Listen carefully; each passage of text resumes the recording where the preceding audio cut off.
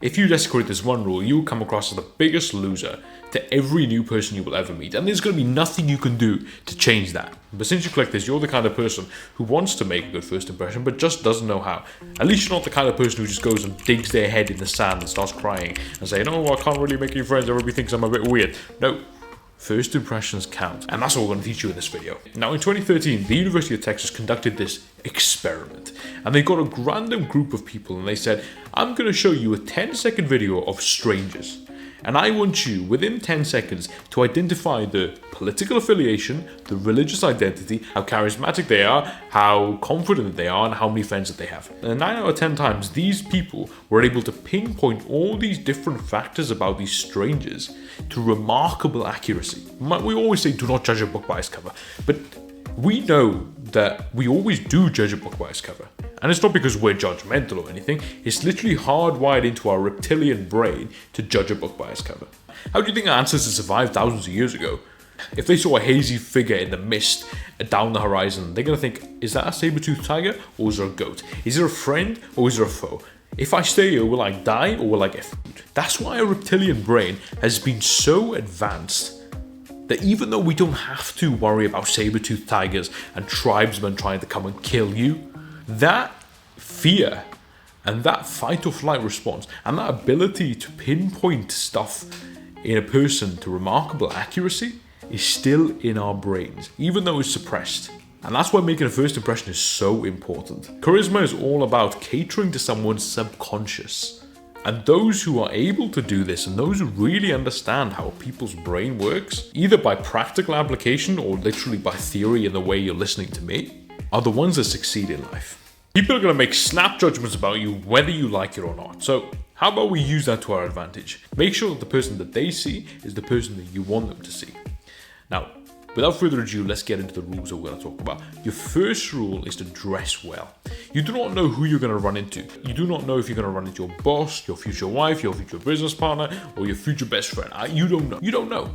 So why not make it a rule that whenever you go outside, you are presentable. You always dress good. You always look good. You are groomed. Your face is looked after. Your hair is cut. Your beard is trimmed. All of these things tie into the first impression. The way you walk, the way you talk, the way you present yourself, the way you dress, all these things make your first impression in that first 10 seconds we talked about. Remember that rule we talked about, that 9 out of 10 times the people actually get everything right about you? We're going to use that to our advantage. How about the first impression that you give someone new is not yourself, but someone who is 10 times better than yourself? People don't believe the truth. They believe what they see.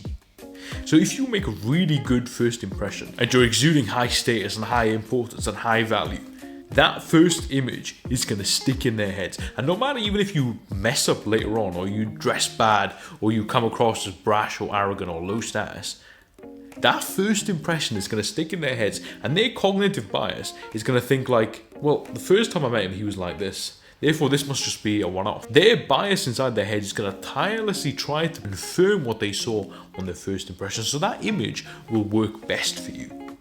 So that is why a first impression is so important, because it fixes and it etches that image in the other person's mind.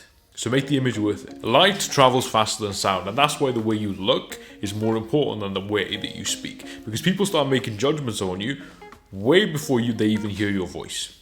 But don't get me wrong, that doesn't mean that what you say and how you speak and the tonality that you have with your voice doesn't contribute to your first impression, because it absolutely does. And that's where this comes in. Power and warmth. The way that you speak and conduct yourself is around 30-40% of your whole first impression. As humans, we are inherently selfish creatures, whether we like it or not. Whenever we meet someone, we always think in our minds, can this person move mountains? And will this person move mountains for me? Now, quick disclaimer. What I'm about to tell you on this channel is going to completely and utterly transform your life, because we unpack human psychology on this channel in order to make sure that we get what we want from other people by being charismatic, by being confident, and by loving the way that we live and loving life itself. Now, if that's not something you're interested in, I think you just click off this channel right now. You should just go off this video. But if that is something that you want, and you want what I want and everybody else who watches this video wants, and that's success in every area of your life, you need to click that subscribe button right there. Because if you do that, I will make it my life's mission to be your very personal own CIA agent that will make you so charismatic that you can fit into enemy or friendly territory at ease.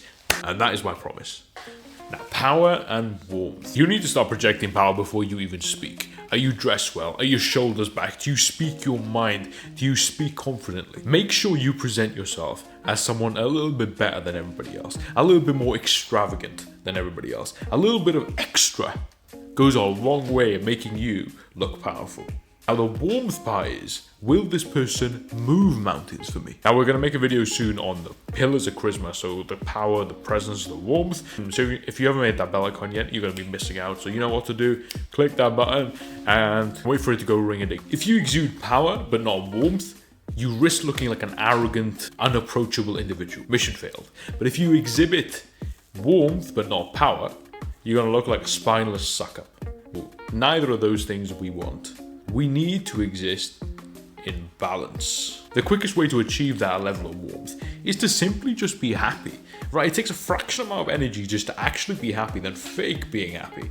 When you're happy, everybody around you is happy. When you start enjoying yourself, everybody around you starts enjoying yourself. And all of a sudden, you're not so stuck up. You can get away with a lot of things by being proud and arrogant and a bit sarcastic and a little bit outrageous if you're happy and if you genuinely enjoy yourself while you're being that person.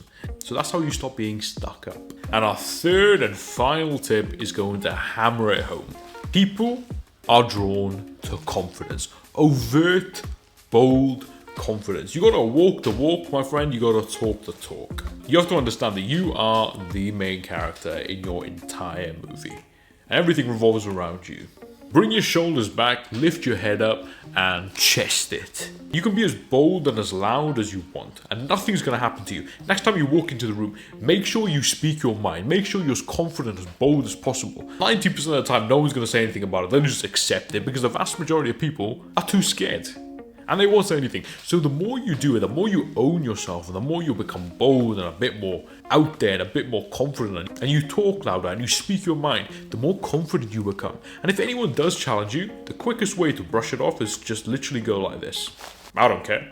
And not only do you pacify the person that challenges you then, but it adds to your confidence. The next time you go out, I challenge you to be a bit more louder, a bit more bold, a bit more sarcastic. Develop your confidence like this, and the more and more you do this, the more positive feedback you're going to get from other people, because people are going to laugh at your witty jokes. People are going to look at you and go, wow, he's brave. And that's going to add to your confidence. You do that, the snowball effect kicks in, and eventually you become more confident. 2 weeks of you speaking your mind, 2 weeks of you being bold and being louder than you normally are. You're more confident at the end of those 2 weeks than you've ever been in the last 3, 4, 5 months of watching Charisma on Command videos.